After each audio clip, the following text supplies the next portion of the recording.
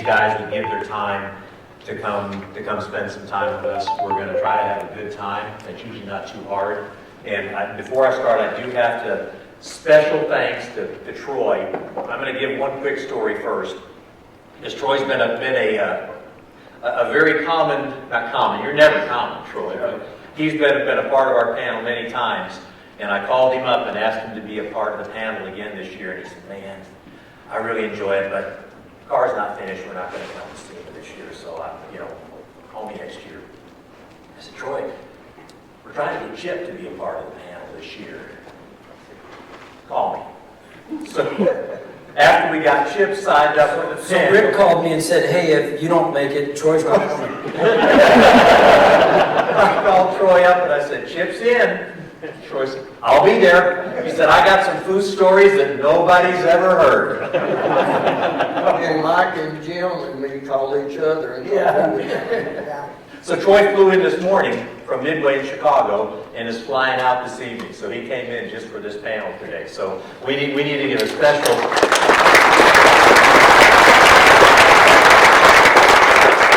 Bobby knows how to operate that way anyway. it's a good, I think, normally we start off with introducing each one of these guys, but I don't think any of these guys need an introduction. I think everybody here knows who they are. And so what we're going to try to do today, as we always do, is keep this conversational and try to find out some things that we've never heard before that you may not know about these guys or how they got to where they are. But we also want to allow time for you to ask some questions as well. All these guys have a wealth of knowledge, most of them have a wealth of knowledge, and are always happy to share. Ask, guys, what's something about you that most people wouldn't know? I slept with my brother the same day. What I didn't know was he wet his pants out. He had a nickname called Speedy Pete. That's actually that. Flip that around. How come when you stopped sleeping together, your bed was wet? I slept in a creek till I was 14. Might be your turn now, since Jim stuck her to that. Jeez, I don't know. You can tell we didn't have a car we got out of the Navy. Yeah, I was in the Navy. I came home on leave, and I had a 69 GTO at the time. We're in the basement. Where's my car? I sold it. Where's the money? I spent it. So yeah, I used to have a 69 GTO, so not anymore. Wow. Bobby, you're next. oh Lord, I can't spell, I can't read. I said something that most people won't know. Cindy Barnes from the nursing home, right?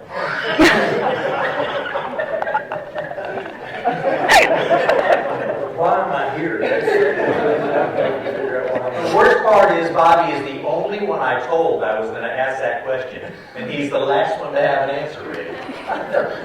You have told everything about me that anybody doesn't know, I'm sure. Hey, Chip. How old are you? Hey, That's how old Bobby is. I'm 68 years old, and I knew you when you were just a little bitty guy. We met when I started at Boyd's, and I was 28 years old. Yeah, good girl. Boyd's.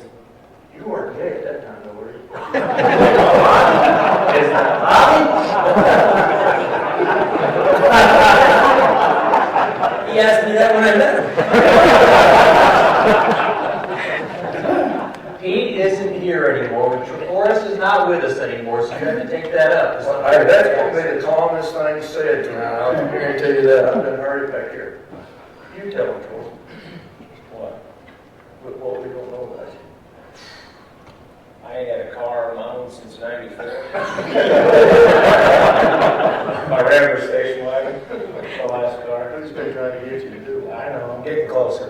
3 kids through college, but me and Chip raced Baja together in '07. That's pretty cool. A lot of people know about that. Very good on that. Yeah. I think Kyle Tucker got the idea from Yellow, right? Yeah, now he gets to go every year. Yeah. Because he can drive. No, Chip was the one that destroyed it. Oh, I drove in front of him. Yeah. I'll tell you, we were filming Overhaul, and we were supposed to be there the day before the race. But it's the only car, we did that show, we built the car in 8 days. It's the only car that went into day 9. We built a hot rod. And I said, from the very beginning of the show, I said, no hot rods on the show because you have to fabricate everything. If it's restoration, we can buy the parts and paint them, finish them, we can put it together. But it was the hot rod that we did at Hot Rod Magazine studio, and it went into day 9.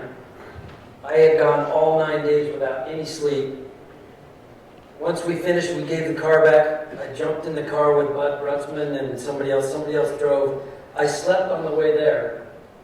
We got out. They showed me a couple things in this book, and they showed me that if there's something that you're supposed to, a hazard. Right. I'm looking at an 8.5 by 11 book, and the hazard is a skull and crossbone. That's a full page. And I'm thinking, they said, okay, if you see these on the monitor, because I'm going to be the navigator first. Bud Brutzman's driving. He was the producer of Overhaul.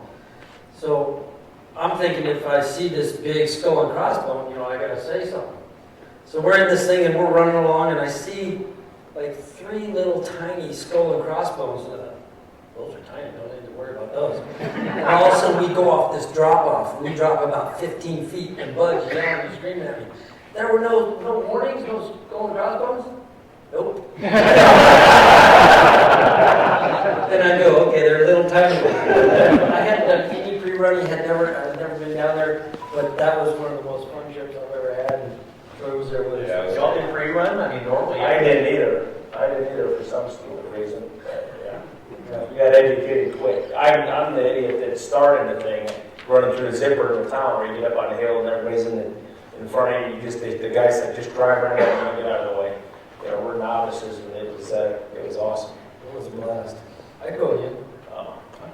Absolutely. I think a lot of people don't realize that overhaul that was on TV is such a false medium, but having worked with you on several of those overhauls, I mean, that was an 8-day build. I mean, there was not a lot of sleep except on the sets and all that. Those were truly, and I got to tell you, there's no one that worked harder than Chip. I mean, whatever had to be done, if it was welded in floorboards on a rusty car like that, I mean, but that truly was an 8-day build back then. I mean, there wasn't the magic of TV. We had day 1 through 7 and then D-Day, which was delivery day. That was the 8th day. Troy didn't come with us. I made it through 2 of them. I was smarter. I did the first 2. I'm like, yep, ain't for me. Bud called me when we were starting to do that, and wanted to know if we talked for a while, wanted to know if we had an airport there in Tennessee. I said, yeah, we just got to call first, got to get the cattle off of it. He started laughing. He said, that's what I want. And I said, that's the reason I'm not going to do it. It was crazy. You talk about D-Day, we had that in school. They had a thing called A-Day, and if you got A's, they pick you up on the bus and they take you to the water park. And then somebody come up with D-Day, they take you halfway to the water park and make you walk home. I never got to go to the water park.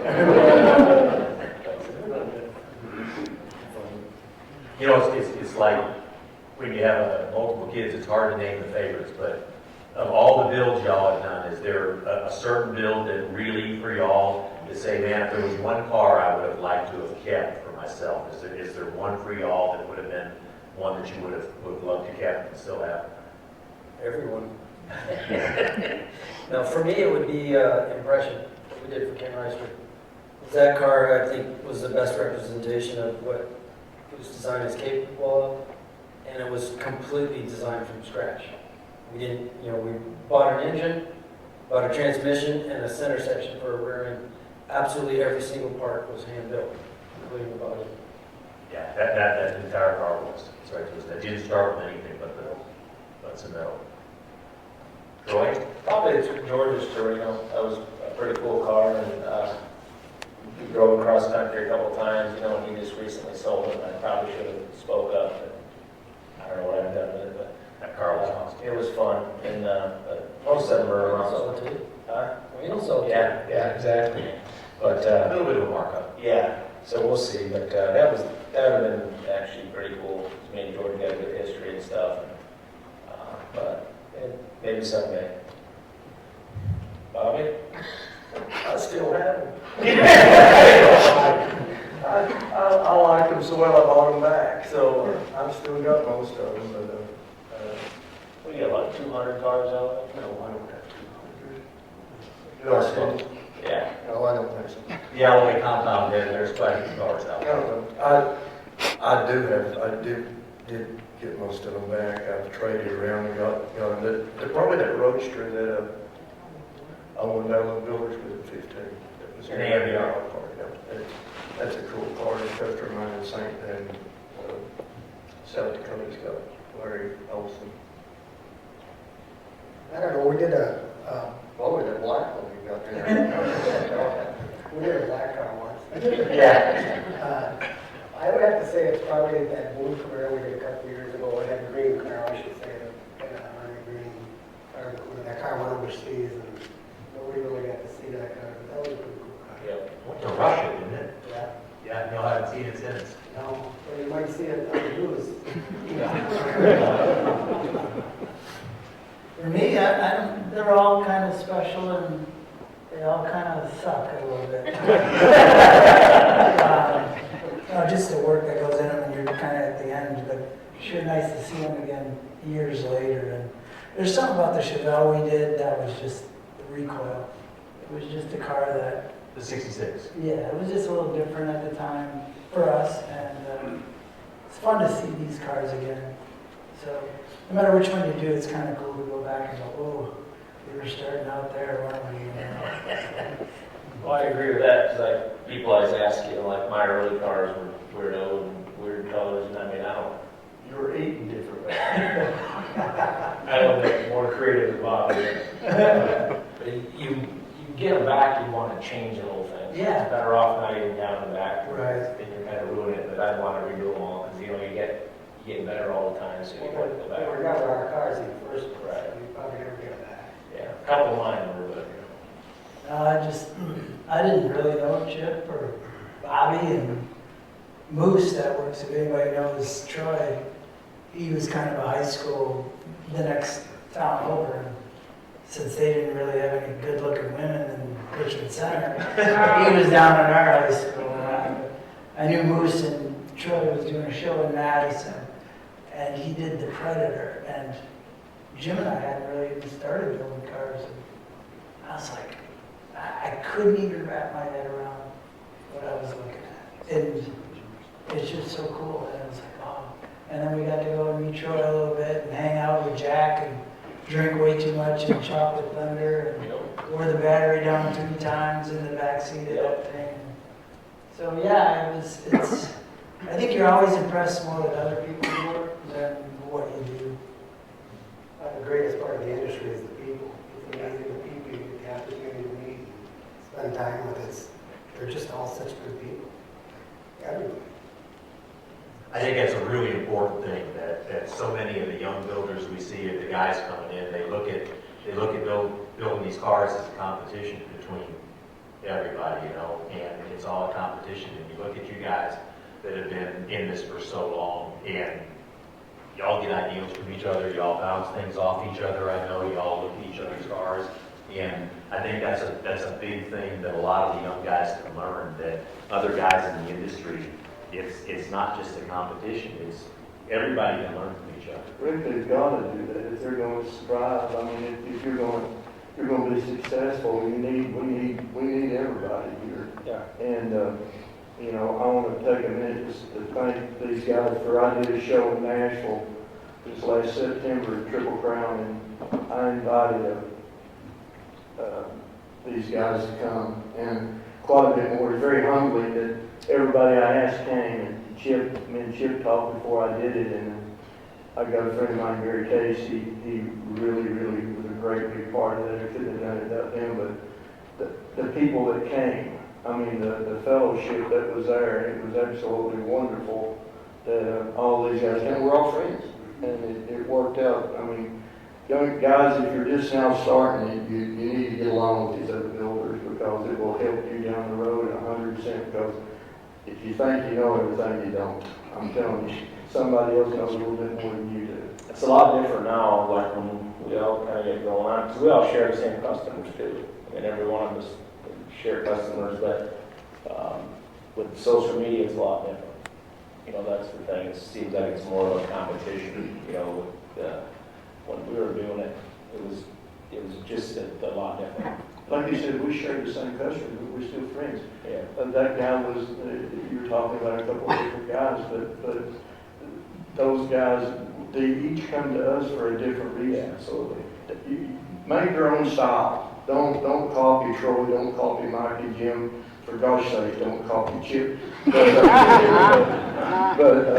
No, I'm joking. But just do your own deal. That's and if it's going to work, it's going to work. You know, that was one of the conversations that I had with Boyd many times. Because Boyd would really want to protect what we were doing at Boyd's, and he looked at other builders as competition. And I would tell Boyd, I never viewed any other builders as competitors. I viewed everybody as a potential best friend because it's not often you find somebody with the same passion we have. And that's how all these guys here. You got the same passion I do, so why wouldn't we be friends? If we grew up and went to the same high school. Yeah, we would date Kathleen. Golf, so I feel lucky and blessed to be able to make a living doing something that's 100% unnecessary. The world doesn't need another hot rod. But the greatest thing about this whole industry is that it's 100% passion driven. That we have customers that are willing to pay us to build their automotive dreams. It's phenomenal. We're all very lucky. You think some of that comes from the fact that your dad was in the business before you, so you saw a portion of the business before you got into it. You were seeing it through your dad. I mean, he was a very, very accomplished. It's true. I'm still living my childhood. Yeah. I grew up, my father ran Gene Winfield's shop. And so I grew up going on the weekends, I was with my dad there. And the shop name was AMT, but you know, the plastic model kits that you put together. Well, at AMT, at the big shop, I would go on the weekends and I watch the guys there building these full-size cars that would later become the model kits. So I get to watch them build these kits, and then later I got to put together the same little cars that my dad and Gene and the crew built. And then at the same time, Mattel was building Hot Wheels of those cars. So I always had Hot Wheels in my pocket, and I was building the plastic model kits. And like I said, today, I'm still doing the same thing. I haven't grown up yet. But you know, what Gene and your dad were doing, I mean, that spread, those plastic model kits and those Hot Wheels, they were a part of what spread that nationwide. I mean, because otherwise it'd have been Southern California for those guys. And those guys were so influential in getting that. I mean, they built cars for the movies, and they built all that too, and that helped spread it across the country. That was huge. This was. That was huge. Do we have anybody that want to ask before we can keep going for this? But if anybody has a question, we want to make sure we get. Sometimes we get shorted, and you guys don't get a chance to. Not everybody wants it.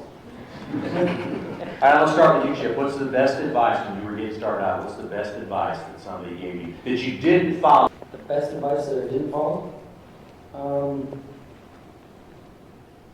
Besides choose another career.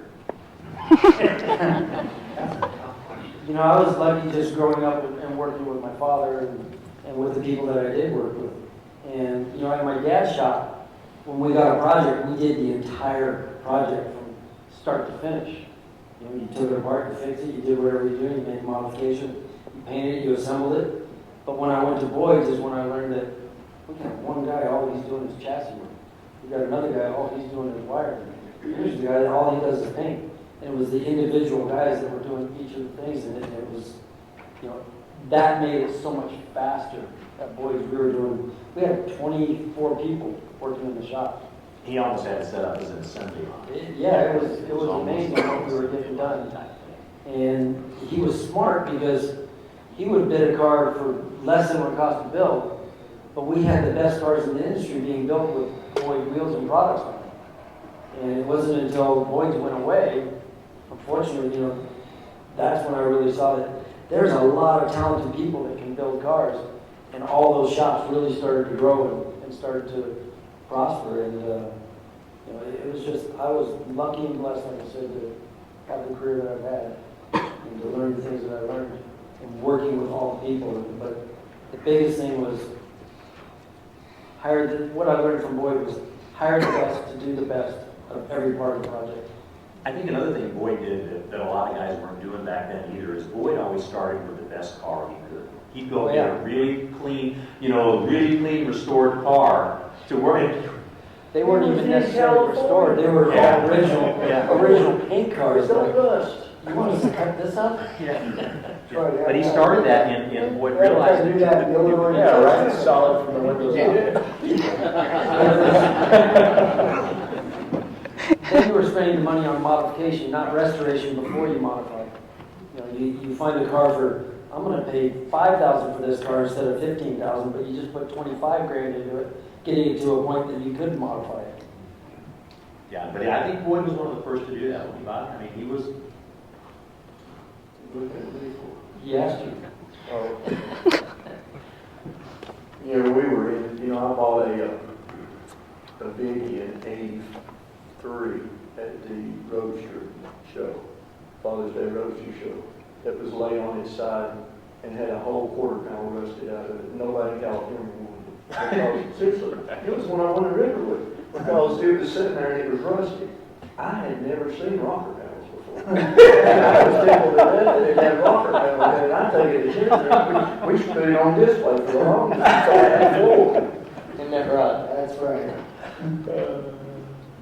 There were good cars to start with up in Wisconsin, though. Nice. Troy, did you have either good or bad advice? Good or bad advice? Boyd Brizio, when we first met him, my dad was probably the first point of contact. Is that, guys are doing a good job. You need to make parts and sell parts. He didn't listen, and he told me the same thing, and I didn't listen. So 3 generations go by, and then my son Jack was starting to do a little parts business finally. But Roy told me that every time I met him for 20 years, he'd say the same thing. You started building parts yet? He goes, you're going to get old building cars. So yeah, that stuck in my head. But What parts does Roy make? nothing. That's exactly why. It's always easier to give advice than follow. Yeah, so that was something he told me, and it took 3 generations to listen, but it was good. But like, back to the Boyd thing, I mean, he was the reason I started doing it. I mean, I was fortunate in the early 90s. I met Chip in 90 and hung around the shop quite a bit in the early 90s out there, and Boyd was really good to me. And that was just Bobby was in a good time to start, because it was, Boyd and Gray Baskerville. You could go out there now and people don't know who Gray Baskerville was, but he was Hot Rod magazine. It was, to get on the shirt. People know who Gray was. Yeah, more than, yeah. But Yeah, he he was was the Hot Rod guy. magazine. Yeah, I mean, we drove my '60 Chevy across country for the first power tour in 1990 to here. And he rode with me, so I was real lucky as a young guy to get hooked up. But that's when you had to go to California and do all the big events to get any notoriety, because it was either Hot Rod magazine or you showed up at the event. There was nothing else. So it was, And print media was all it was. yeah. That's all there was at the time, was print media. If you were going to get any kind of notoriety or get your name out, it was print media, and that was it. There wasn't the immediacy of social media or any of that that is available today. You had to get tight with those editors and guys like Ray, or the editors of the magazine. If you were going to get in print, and that was the only way Bobby probably wouldn't want nothing to do with Brennan if he wasn't Street Riders. Brian, who? No, Baskerville shot a car for me back in the 70s. He was the first one to do it, and he was a hoot. He really was. He was talking about Boyd. I met Boyd when he worked at Disney. Shaporis was the one who introduced me to Boyd. They were doing that worldwide tour, him and Jim Jacobs and Tim Lee. And we were in Winston-Salem, North Carolina, and I was young, and Cindy and Herman Dayton, and they thanked me for using their product. It was a 4-bar. And I'd seen it in magazines, and I thought this is the greatest thing in the world. They're thanking me for doing that. And so we started going to California, and that's how I ended up meeting Boyd and Pete and all that bunch. And it was a hoot back then. They did the first giveaway car for Las Vegas back gosh, I don't know how long ago that, and it's way before your guys' time, I mean, but, yeah, I know. You know, the best advice I had was somebody told me to stick with what you know. And Mike was telling these younger guys, don't try to copy Troy, don't try to copy Chip, don't try to stick with what you know, because if you try to copy those guys, you don't know what they're doing. It's some of the stuff. When I looked at your cars one time, you remember I told you that, how in the world did y'all do that? I had no earthly idea. And I think Mike said, well, how did you do yours? But, you know, we see things different. And if you can't see it, you can't build it. As simple as that. And it's hard for me to see what Troy's doing, you know, and Troy's, I can't get in your head. I don't want it there. But I can't get in your head. But if you can't see it, you can't build it. Absolutely, yeah. Now, Chip can draw it, and we can all look at it, but you've seen my drawing, ladies. I have one of your drawings on the plan. I think one of the times that I had never met Roy Brizio, and I was just standing by Troy that day, I didn't remember. But we were in Pomona, and I had never met Roy. And Chip goes, so Roy, what'd you bring? The Sangster? Oh my God, we told the guy he builds the same car over and over the same. I was crazy. Said it to him. Well, So we were talking about a tight industry. yeah, when we were trying to pick out a name for that speed star, Chip, you and Woody already used all the stirs. Board stir and all of that speed stir. Smooth, sir. Yeah, smooth stir. It was,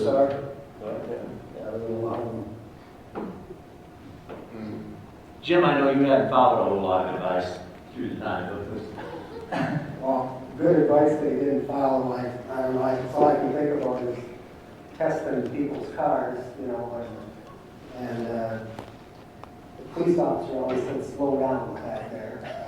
And so I had a little convertible Mustang, we had a Coyote in it, and we were tuning the car. There was no seats in the car, and my tuner was on the right side. And I'm going down behind my shop in a 25-mile-an-hour speed zone, and I'm doing probably at least 120, 150 miles an hour. And I get to the end, and there's a Stock County sheriff sitting there, and he pulls up to the door, looks down in the car, and says, no, he goes, no seat belts. I said, no seats.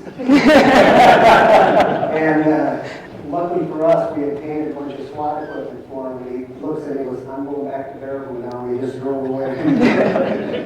But it's good to know people. It gets back to that relationship. I think that's a huge thing that any young builder can learn from it. That, man, this is a relationship-driven industry in so many ways. I mean, between builder to builder and builder to manufacturer and builder to distributor and things like that, man. I mean, about the loyalty and everything that you have with people. I mean, you know, I almost think you coined the phrase sometime about dance with the one that brung you. And you got to, you know, I said something to my daughter one time about it. I said, you're loyal to the fault. And she says, how can you be loyal to the fault? Because she wouldn't want to do something. And she says, you're the same way. And I said, I am. I really am. Because you do what you say you're going to do.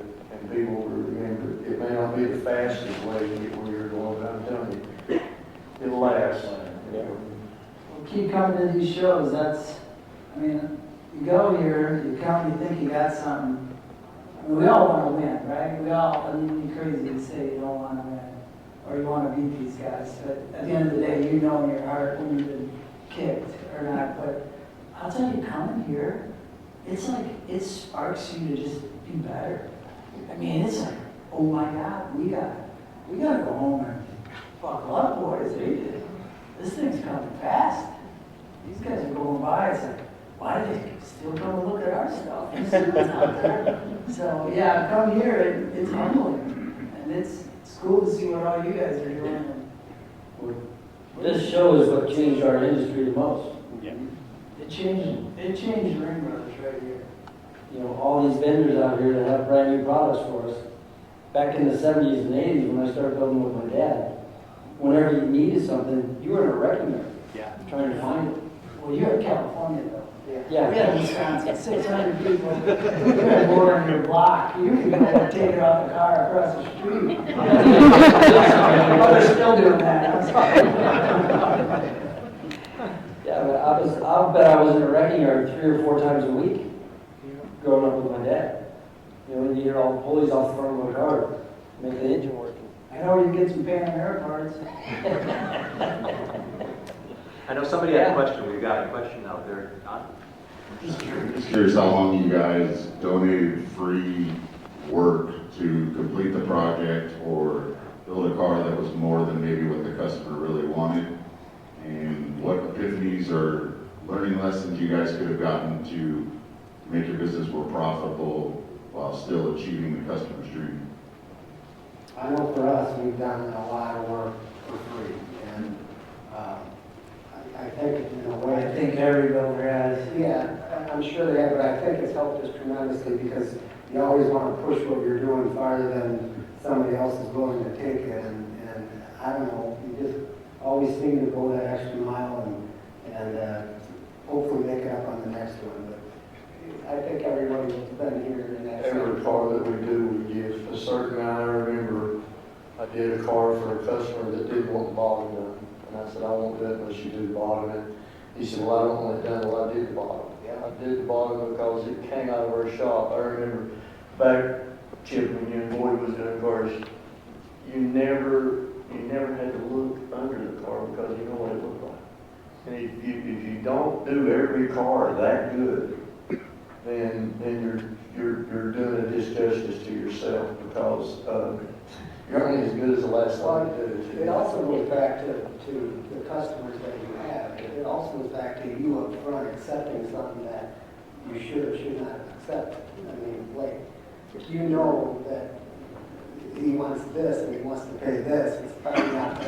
Sometimes you're better off not to build it if it's something you don't want to build. If it's not the direction you want to go, you're better off not to build it.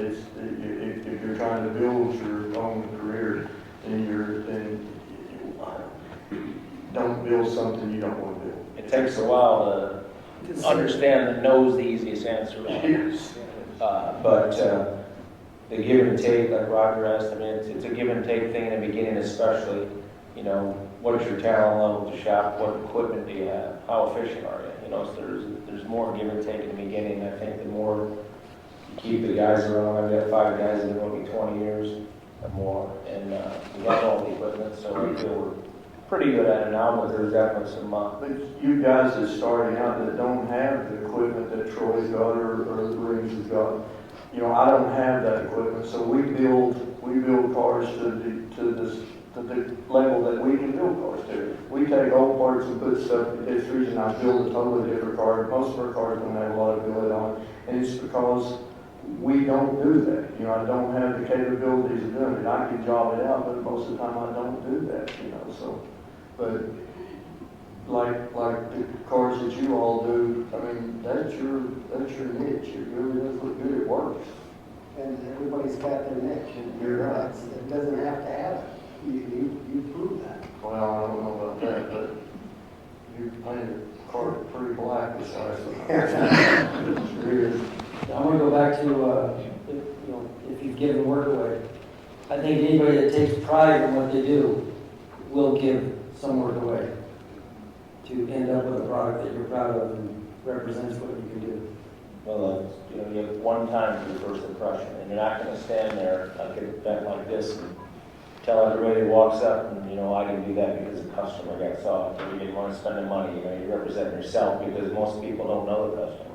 And you heard that. I've done that several times coming here. Have you heard that? The builder says, well, the customer wouldn't pay for that. Well, you shouldn't have brought it. Finished it.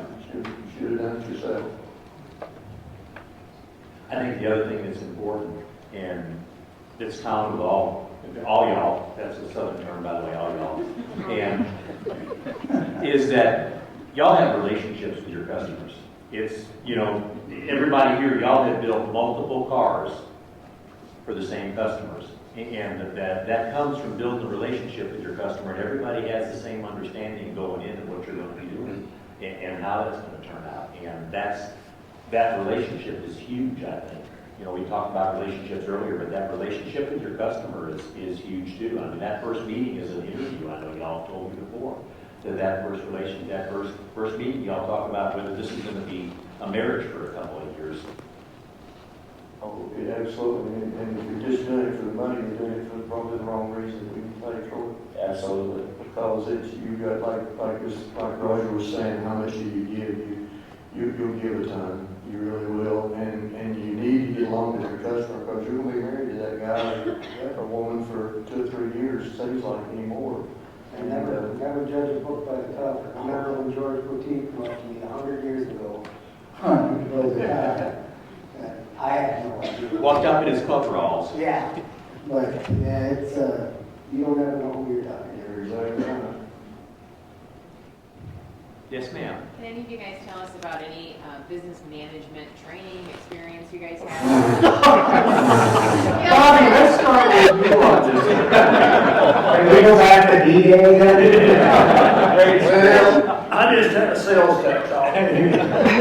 And I made it through that, so that's the best training that I can, absolutely not. We don't, I still buy hand tickets, we fax, we do this, we do that. Ask some of my customers how they get their bills. I tell you. You married, good, I guess. We all know the women run the business. So the guys just want to do the work, and the women are the reason we can continue to work. Good point. Mike, I mean, that's a good question. I mean, I don't think I made any money until my wife started doing the books.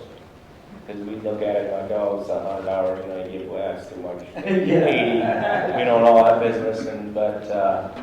Yeah, it's, you got to put somebody smarter, for sure, than me in charge of that. You do that, and you do that.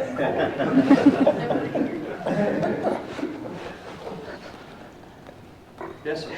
How do you see the customer base changing as the age group of the customers with that kind of disposable income, the next group comes All along? my customers still old. I'm All sorry. my customers are still old. Well, I'm drunk one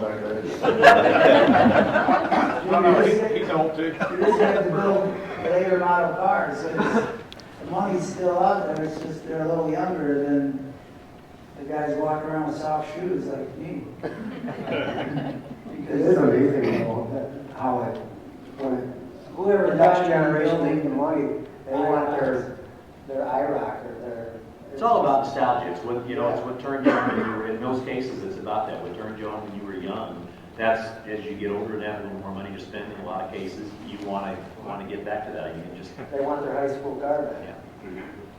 I've got a couple customers, I mean, which we've shared that, the second generation, you know, that their kids are my age. I've got 3 guys that have kind of second generation. I think that'll be good.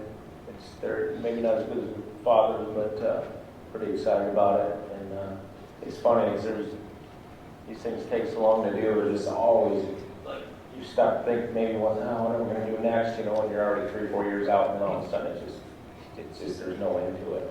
It's pretty amazing. But Troy, who'd have thought a few years ago that you'd have a customer that would be willing to spend the money and spend the time, that third-gen Camaro y'all are Yeah. now? I mean, you know, you wouldn't have thought a few years ago that a third-gen Camaro, that you'd have a guy that would be willing to put that kind of, allow y'all to put that kind of effort and finish work. Yeah, it's a lot of this stuff I started 20 years ago on. But it's Yeah, that right. car was new when you started. Yeah. You worked at General Motors 44 years. Yeah, it's crazy. The lucky thing with that car is it's nuts, but now that's the car now. I mean, we'd work on a couple months and build 3 cars, you know, come back to it and this and that. But luckily, I don't think we missed the boat on it because it's kind of unique. And but that is the next group, and it's funny because of all the stuff we built, whether it's Bonneville race cars, regular cars, I don't care what it is.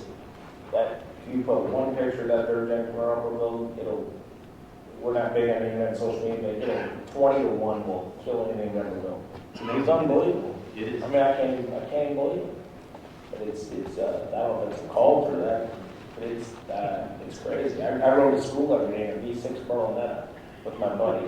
So it's, but it is, I mean, I don't know. Did he have a mullet? It came with the car. Jim and I both had IROCs, 86. Right? Jim's It's racing, crazy. that's why he said IROC 2 on the. Now, Yeah. I got T-top ones, were they T-tops? Yeah, they're T-tops. Jim's, he ran over the first time. I had my car 2 days, washing it in my mom's front yard with her hose, took the T-tops out. Neighbor kid comes over, I couldn't quite reach it with the vacuum cleaner. I said, just pull that ahead a little bit. Drove right over both T-tops. And then it started raining. Bobby's gonna love the color we're painting that too, by the way. Bobby, You're gonna love it. You can kind of tell him what Alan Johnson said about And it's quick not and black. color. It's whatever color comes out on the toilet paper each. Hey. That's right. You never really put a copy very often. But you're seeing that too, Jim. I mean, how things have changed. You know, when you were doing, when you did your car. I mean, now it's changing. The market is definitely changing. Yeah. Walk around Sema. Yes. We brought Myers Manx here. Yeah. Yeah. And again, the level of work that you put on that Myers Manx. I mean, a few years ago, you'd never seen anything like that. It's a real simple build. Is it, you know, typically a Myers Manx, the Volkswagen is the donor car. And the whole thing behind this started, what if a 356 Porsche was the donor car? But it's simple, it's the gel coat bodies. Exactly what you can get from, you know, it's all brand new parts. Yeah. It's just a different spin on it. Period. Y'all see a future for the EV and customization? Not in our shop. Amen. I'll do it. I don't believe you should ever limit yourself from doing anything. Right. Because then you're putting walls up. I won't do that, you know? You never know where a great idea Now, is. there's certain Yeah. limits you've got to take. You gotta know your limitations. You're exactly right. Clint Eastwood had said it. Yeah, he did. Got to know his limitations. Troy, you did a lot of different stuff. I mean, back when. Yeah, we'll, I mean, like I said, there was a really actually awesome electric car at Bonneville, all over at Streamliner that went, she's high 300s. Was pretty impressive. Peter used to be in Bonneville, and you're at the starting line, and you hear everything's noisy, and it pulls away, and you're standing there talking, and you turn around and hear this, it's gone. So it's interesting, been hydrogen powered stuff out there, so. Yeah, that's the fun thing about Bonneville, I guess, that we spend half our year on probably is just run what you brought. And, you know, the nice thing about Bonneville, I always say, is you put up or shut up out there. You know, all this stuff we're doing here in Illinois, it's just a matter of opinion. You know, out there, it's either you do it or you don't. The clock. That's why we really, you know, when Jack drove his two things, I mean, that was a huge marketing thing for Ben and Jared, and 240 miles an Yeah. hour plus with the AC on. Jack was one of the first guys I called when George introduced me to Bonneville to do that. So that's been a really good thing for us and making things work. And the last two really good customers that I've got are from Bonneville. So it's kind of interesting. And a question over here. Yeah, with the current operating style and point around home, what makes you guys go wow and what makes you go no? Can you repeat that? I did not hear.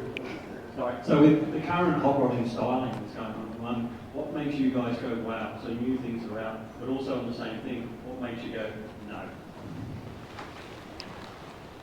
Bobby was impressed that Mike and Jim painted a car the right color for the first time. Bobby Black. You'll find out that's really gonna help you. They might make it. We didn't nail the stance yet, but it's black. I'll help you fix that in a little while. You may got a torch. It's tough when you walk around out there. There's so much, you know, as Mike was saying, there's so much stuff that's just so, you know, at the same level, kind of. Maybe when you start really looking at it, it's a little different, but just walking by, it's hard to get anybody's attention.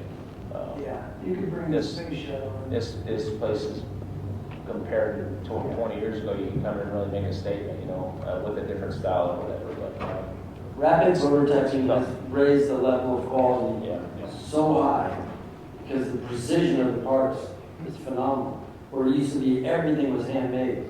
Now you can design whatever you desire in the computer, and a machine is making it, and then we're painting it, and finishing it, and putting it on. So I would say, the level of quality is so high that you can walk around here and just say, wow, that is beautiful, that is nice. I'm impressed by so many things that I see, but what I'm looking for is what's next in the industry, and what are we going to see. And, I actually have a customer here today, Rob and Jeannie Glardy's. I've wanted to do a project for 25 years, and what I wanted to do was go back to the beginning of coach building. And when you bought a Duesenberg back in the late 20s, early 30s, you bought a chassis and you went to a coach builder and you designed and built that body. And I've always wanted to go back to that time and find a Duesenberg chassis and design and build a body. And Rob has bought a Duesenberg, and that's going to be the next project that we're doing. And I'm so excited to do this project. It's not all about the rapid prototyping and that. It's about this project is going to be how beautiful can we build a car and still make it look like it was built in the 30s. Rapid prototyping in Tennessee, Bobby, is just making the guys work faster. That is exciting. I think that I have to find out more about right or that. wrong, it's just, it's something that are accepted more than others, obviously, right? I mean, because there's so many different things and styles, and maybe, like even this third gen thing we're doing, it's like, I always say it's not for everybody, but I think people will appreciate the work in it. But it's definitely, like, half of my customers will be like, they'll appreciate the work in it. They're like, yeah, it's not really us, so I just think that. I think what a cool thing that happened to us, I mean, that we're talking about owners and building cars for people. And it's just amazing that you can get an owner that comes and wants to build a car, and he asks you what you want to build. It's not what he wants, it's what you want to build. And it's pretty cool to have that. Be smart. Because you're building, and it's your job to, we talk about that a lot, that if they're coming to you to build a car, then they're coming to build your style of car. And you need to lead them that way. Because if you veer off from it, it won't be the right thing. So, bring brothers with their Mustangs and Camaros. My daughter loves your car. Yeah. So